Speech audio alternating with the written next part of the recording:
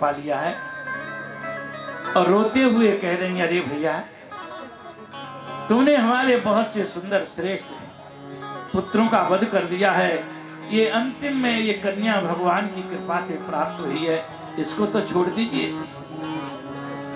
हम इसी के सहारे अपने जीवन को व्यतीत कर लेंगे, आगे कोई संतान होने की आशा भी नहीं है।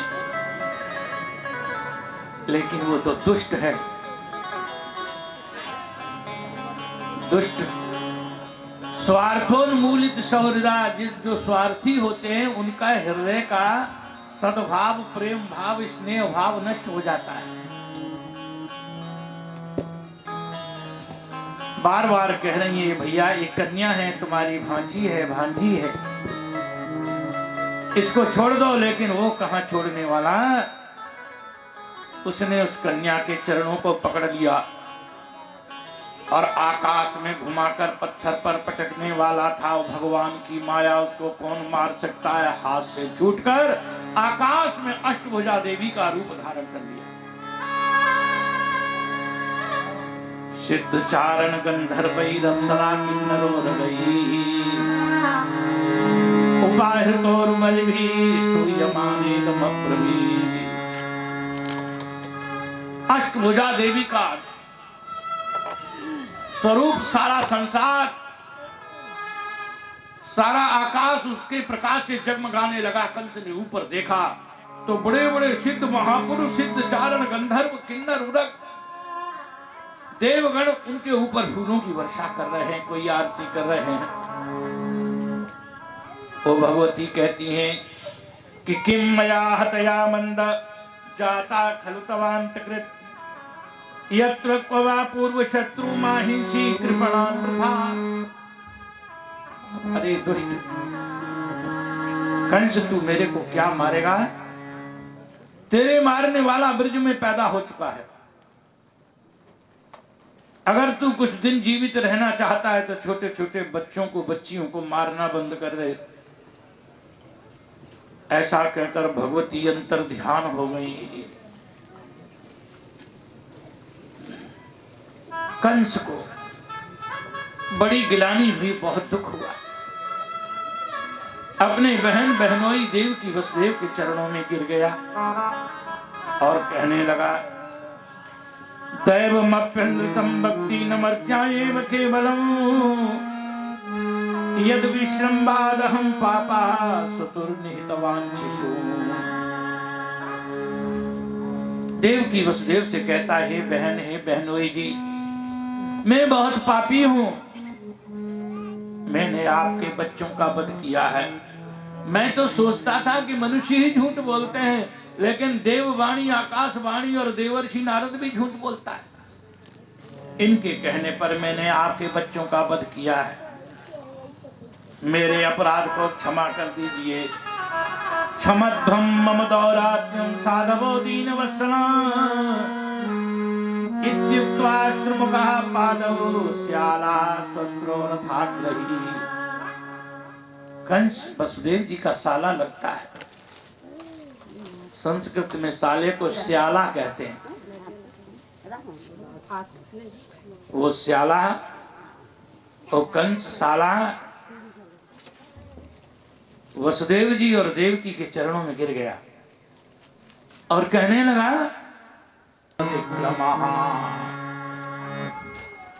आयु जो हिंसक होता है, जो जीवों का वध करने वाला होता है, उसकी इतनी चीजें नष्ट होती हैं, आयु नष्ट होती है।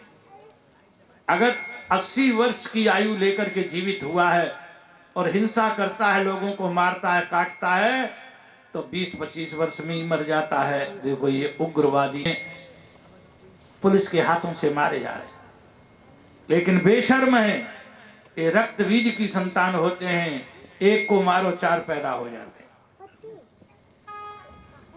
लेकिन फौज भी दुर्गा का स्वरूप होती है। जैसे रक्त बीज का भगवती जब वध करने लगी तो उसको ये वरदान था कि तेरी एक बूंद जहां गिरेगी वहीं पर एक रक्त बीज पैदा हो जाएगा। तो जो उसको मारती है, जितनी बूंद नीचे गिरती है खून की, उतनी और पैदा हो जाते हैं। अब भगवती बड़ी परेशान हो गई। देवी भागवत में कथा है, दुर्गा सप्तशती में कथा है। कहा मैं जितनों को मारती हूँ बूंदे नीचे गिरती है, वे पैदा हो जाते हैं। तो भगवती ने भी अपना उग्र रूप धारण कर लिया और जैसे मारती हैं उसी समय उसके नीचे खप्पर लगा देती हैं, उसका रुधिर पी जाती हैं, जमीन पर गिरने ही नहीं देती, सबको ऐसे ही मार डाला। वैसे ही जो हम लोगों की फौज है ये भी दुर्गा की स्वरूप है। कितने भी दुष्ट दैत्य यहाँ आए उग्रवादी सबको मारते जा रहे। तो जो हिंसक होता है उसकी इतनी चीजें नष्ट होती हैं। सुखदेव जी कहते आयु नष्ट होती है, श्रियम माने उसका धन नष्ट होता है, उसका यश संसार में जो है वो नष्ट हो जाता है, धर्म नष्ट होता है, माता पिता गुरु देवता ने जो आशीर्वाद दिए वो सब नष्ट हो जाते हैं। माने कल्याण करने वाली, सुख देने वाली जितनी चीजें हैं सब हिंसक की नष्ट हो जाती हैं। अब ये सब मरने वाले हैं एक एक करके, इसीलिए इनको हिंसा सूझ रही है। इधर उधर घूम घूम करके बच्चों को बच्चियों को मारने लगे। जो प्रातः काल यशोदा जी उठी, देखा नील नील धर श्याम, भगवान श्री कृष्ण नील मणि के समान, नील कमल के समान जिनके शरीर का रंग है, सुंदर लाल लाल हस्तार बिंद, लाल लाल मुखार बिंद, लाल लाल चरणार बिंद, घुंघराले बालों से युक्त मुखमंडल को देखकर बड़ी प्रसन्न हुई। और चौथी अवस्था में कितनो सुंदर लाला भय। अपनी सुनंदा नाम की ननद से कहा, अरे सुनंदा देखो कितनो सुंदर लाला भय। अरे बालक तो संसार में बहुत देखे लेकिन ऐसो बालक, अरे कोई गोरा होता है, कोई काला होता है, कोई सांवला होता है, लेकिन ये तो नीले रंग का, ये घुंघराले वालों वाला। सुनंदा ने भगवान के दर्शन किए और अपने भैया नंद बाबा के पास पहुंची और कहने लगी, अरे बाबा, अरे भैया नंद बाबा, देख आज तेरे को ऐसी बात सुनाऊं जो तेने कभी सुनी नहीं हो। बोल। का मुंह मांगा नेग लूंगी, का तू जो चाहेगी वही दूंगा, का भाभी के बहुत सुंदर लाला भय। नंद बाबा दौड़े दौड़े आए, भगवान का दर्शन किया, ब्राह्मणों को बुलाया। नंदस्त्वात्मज उत्पन्ने जाताल्हादो महामना, आहूय विप्रान वेद ज्ञान स्नाता सुचिरलंकृता। नंद बाबा इतने प्रसन्न हुए भगवान का दर्शन करके, आनंद आनंद परमानंद में मगन हो गए। ब्राह्मणों को, ऋषियों को बुलाया और उनका जात कर्म संस्कार आदि कराकर ब्राह्मणों को लाखों गौएं दान में दी। नंद बाबा के यहां बहुत गौएं थी, जिसने जितना मांगा उतना ही सोना वस्त्र आभूषण अन्न के ढेर लगा लगा कर ब्राह्मणों को, गरीबों को, जिसने जो मांगा वही दान किया। कहते हैं भगवान जैसे ही गोकुल में आए तो गोकुल में जितने बाजे बजाने वालों के बाजे टंगे हुए थे वो बाजे अपने आप बजने लग गए। बाजे बज रहे हैं, बाजे वाले दौड़ के आई, बाजे कौन बजा रहा है, ये तो अपने आप बज रहे हैं। मालूम हुआ कि नंद बाबा के यहाँ लाला भय। तो सब बाजे वाले सुंदर वस्त्राभूषण पहनकर सज धज कर बाजे बजाते हुए नंद बाबा के दरवाजे पर खड़े होकर बाजे बजा रहे। और गावो वृषा वत्सरा वत्सतरा हरिद्रा तैल रूषिता, विचित्र धातु वस्त्र कांचन मालिना। गोपियों को, ग्वाल वालों को मालूम हुआ तो सबने यमुना मैया में स्नान किया। गोकुल में पास में यमुना जी बहती। आज भी गोकुल को छोड़कर यमुना जी बाहर नहीं जाती हैं। गोकुल के बिल्कुल किनारे पर ही, जहां पर नंद का महल है वहीं पर नीचे यमुना जी बहती है।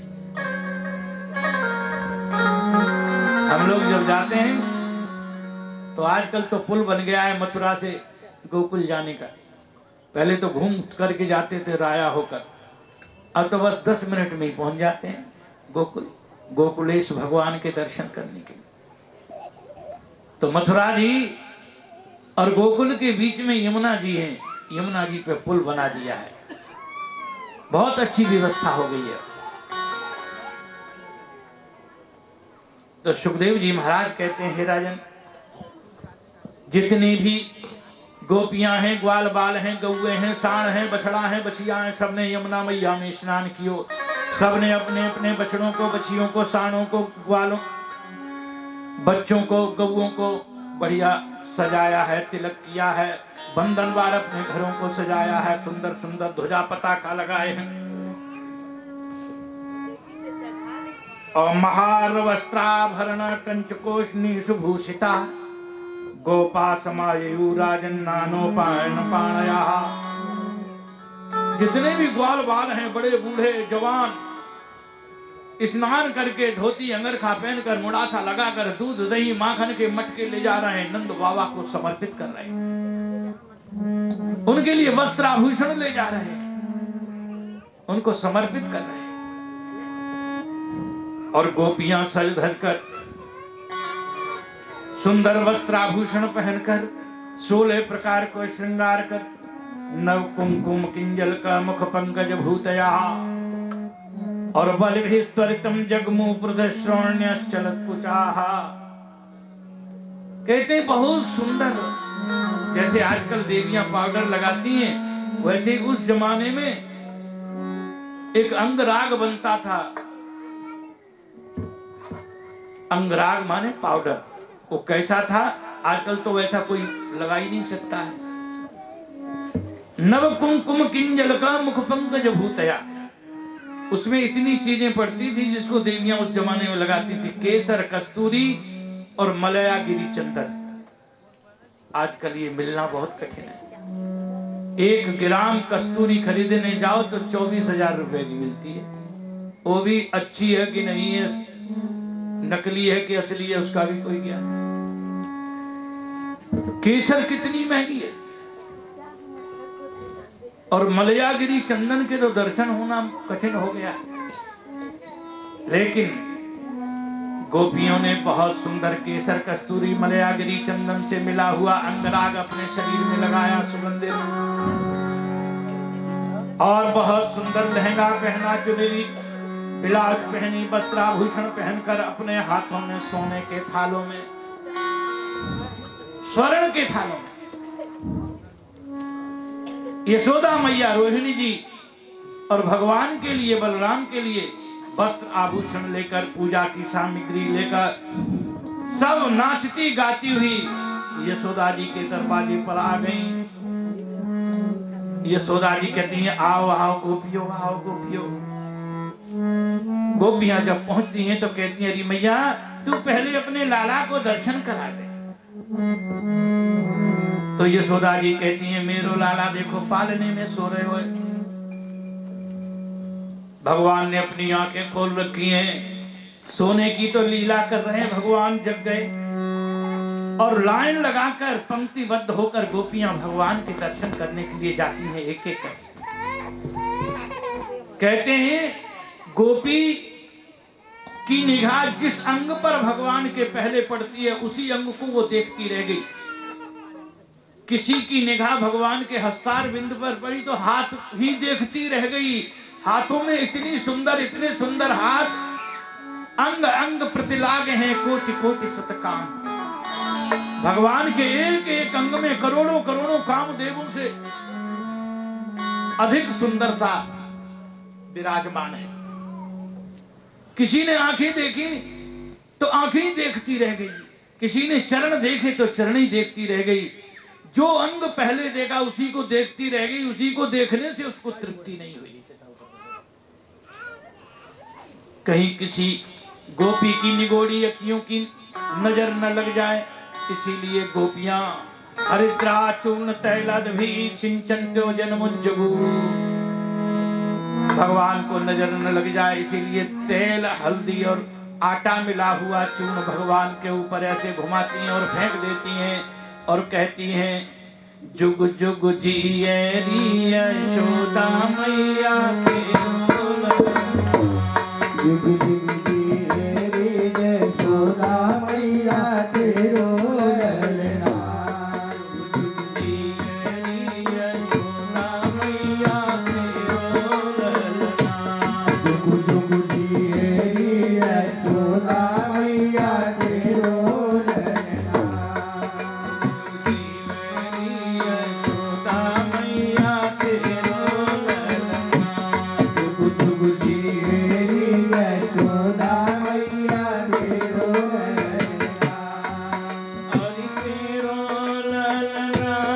मैया तेरो ललना तेरो ललना ओ मैया तेरो ललना हरि तेरो ललना मैया तेरो ललना तेरो ललना ओ मैया तेरो ललना यशोदा मैया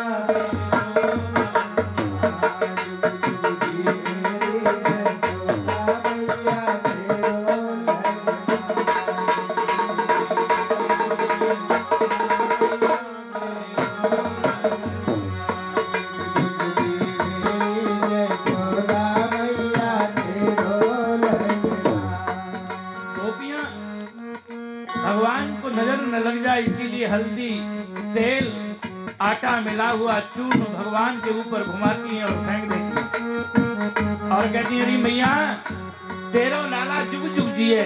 अरे ऐसो लाला तो आज तक हमने कभी देखो ही नहीं। नंद बाबा के यहाँ बहुत सुंदर उत्सव मनाया गया। बोलो श्री कृष्ण भगवान की जय।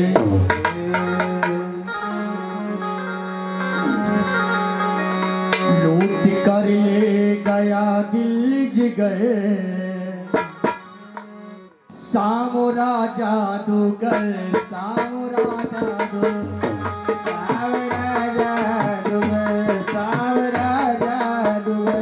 लूट कर ले गया दिल जिगर सामोरा जादूगर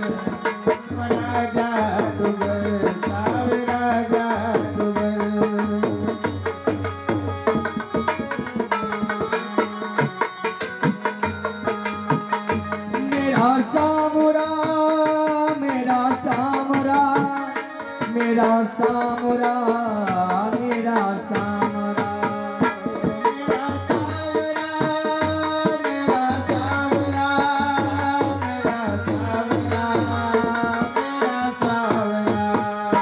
लूट कर ले गया दिल जिगर सामुरा जादूगर सामुरा जादूगर कर ले गया दिल जिगर सावरा जादूगर सावरा जादूगर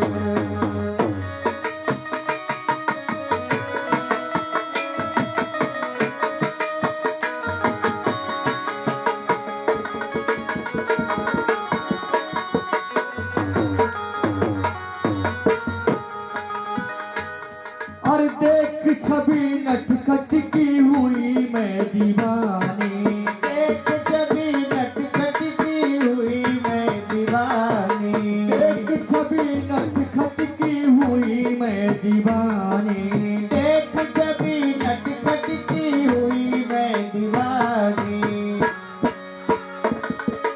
मैं तो गई भरने को जमुना में पानी मैं तो गई भरने को जमुना में पानी मैं तो गई भरने को जमुना में पानी मैं तो गई भरने को जमुना में पानी मारी मारी मारी जो तिरछी नजर सामोरा जादूगर सामोरा सावरा जादूगर सावरा जादूगर मेरा सामोरा मेरा सामोरा मेरा सामोरा मेरा सामोरा ओ मेरा सावरा मेरा सावरा मेरा सावरा मेरा सावरा ओ लूट कर ले गया दिल जिगर सावरा जादूगर लूट कर ले गया मेरा दिल सावरा जादूगर सावरा जादूगर वो तान सुनी नटखट की सुध बुध में खोई तान सुनी वो तान सुनी नटखट की सुध बुध में खोई तान सुनी नटखट की सुध बुध में खोई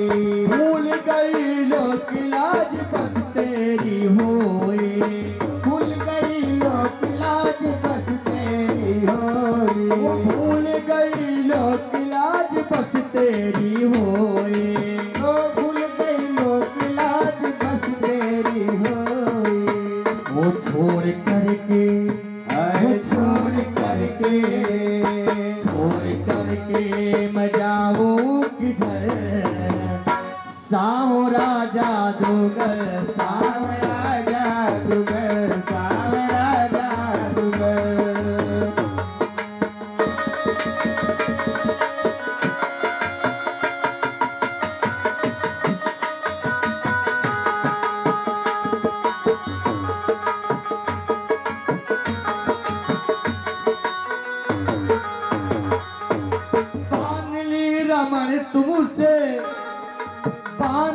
रमण तुमसे आशा की लड़ियां चांदनी रमण तुमसे आशा की लड़ियां चांदनी रमण तुमसे आशा की लड़ियां चांदनी रमण तुमसे आशा की लड़ियां बस यही तमन्ना की जीवन की घड़ियां बस यही तमन्ना की जीवन की घड़ियां बस यही तमन्ना की जीवन की घड़ियां बस यही तमन्ना की जीवन की घड़ियां वो तेरे चरणों में वो तेरे चरणों में तेरे चरणों में जाए गुजर सावरा जादूगर सावरा जादूगर सावरा जादूगर सावरा जादूगर मेरा सावरा मेरा सावरा मेरा सावरा मेरा सावरा मेरा सावरा मेरा सावरा मेरा सावरा मेरा सावरा लूट कर ले गया दिल जिगर कर ले गया दिल जिगर वो सावरा जादूगर सावरा जादूगर सावरा जादूगर सावरा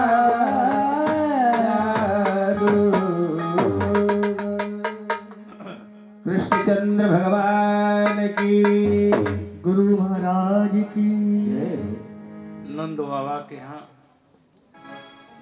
बड़े जोर शोर से उत्सव मनाया गया।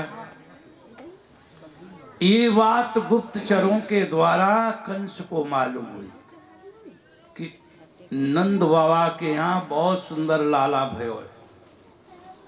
अरे हो सकता है वही कृष्ण हो, मेरा मारने वाला हो। तो अपनी सभा में कहा, उस नंद के लाला को मारने कौन जाएगा? तो पूतना कहने लगी मैं जाऊंगी। कहा ठीक है। तो साखे चर्रे कदोपेत्य पूतना नंद गोकुलम योषित्वा माययात्मानं प्राविशत् कामचारिणी। पूतना कैसी है? पूतना लोक बालग्नि राक्षसी रुधिराशना। एक तो राक्षसी है और छोटे छोटे बच्चों को मारकर उसका रुधिर खून पीने वाली है, महादुष्टा है। और कैसी है? का खेचरी, ख आकाशे चरती थी खेचरी, और आकाश में भी विचरण कर सकती है। और कैसी है? कामचारिणी, जैसा चाहे वैसा स्वरूप बना सकती है, बड़ी मायाविनी।